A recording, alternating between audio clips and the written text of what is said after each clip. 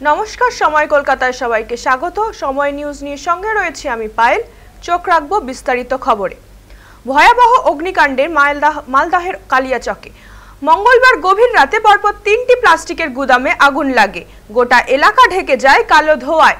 পোড়া গন্ধে স্থানীয়দের মুহূর্তের মধ্যে এলাকায় অস্বস্তি ও শ্বাসকষ্টের সমস্যাও হয়। দুর্ঘটনার খবর পেয়ে তড়িঘড়ি ঘটনাস্থলে যায় দমকল বাহিনী। কয়েক ঘন্টার প্রচেষ্টায় আগুন নেভানো সম্ভব হয়, কিন্তু ততক্ষণে প্রায় অধিকাংশই পুড়ে ছাই হয়ে গেছে। কিভাবে আগুন লেগেছে তা এখনো স্পষ্ট নয়। গুদামগুলিতে মূলত প্লাস্টিক সামগ্রী মজুত রাখা হয়, সবই প্রায় আগুনে পুড়ে গেছে। কয়েক কোটি টাকার ক্ষয়ক্ষতিও হয়েছে বলেই আশঙ্কা ব্যবসায়ীদের। এদিকে দুর্ঘটনার জেরে বুধবার 12 নম্বর জাতীয় সড়কে যান চলাচল ব্যাহত হয়। দীর্ঘ যানজটের সৃষ্টি হয়েছিল।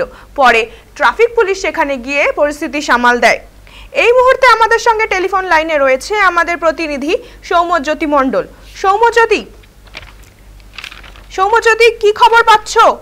আগুন কি পুরোপুরি নেভানো হয়েছে? এই বিধ্বংসী আগুনে কি পরিমাণ ক্ষয়ক্ষতি হয়েছে বলে আশঙ্কা করা হচ্ছে? কোনো হতাহতের খবর কি আছে? দেখো পায়েল, তোমাকে জানিয়ে রাখি যে কালিয়াচকের যে জালালপুর এলাকা 12 নম্বর জাতীয় সড়কের ধারে ওখানে একাধিক প্লাস্টিকের গোডাউন রয়েছে, যেখানে বিভিন্ন প্লাস্টিকের যে সামগ্রী থাকে সেগুলো মজুত থাকে। সেখানে 3টি গোডাউনে আগুন লেগে যায় এবং 3টি গোডাউনে যা যা ছিল সমস্ত ভস্মীভূত হয়ে গেছে। ক্ষয়ক্ষতির পরিমাণ প্রায় 1 কোটি টাকারও বেশি। আগুন পরবর্তীতে নিয়ন্ত্রণে আসে, কিন্তু আগুন নিয়ন্ত্রণে আসতে অনেকটা সময় লাগে। যদিও কোনো কারোর প্রাণহানির ঘটনা ঘটেনি, তবে এলাকার মানুষের মধ্যে একটা ক্ষোভ রয়েছে। ক্ষোভ যেটা হলো যে ওই এলাকায় দমকল কেন্দ্র নেই। যদি এলাকায় দমকল কেন্দ্র থাকতো তবে দমকল আরো হয়তো অনেকটা আগে আসতে পারতো, ক্ষয়ক্ষতির পরিমাণ কিছুটা কম হতো।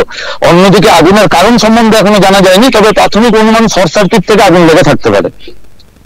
অনেক ধন্যবাদ সৌম্যজ্যোতি আমাদের সঙ্গে থাকার জন্য।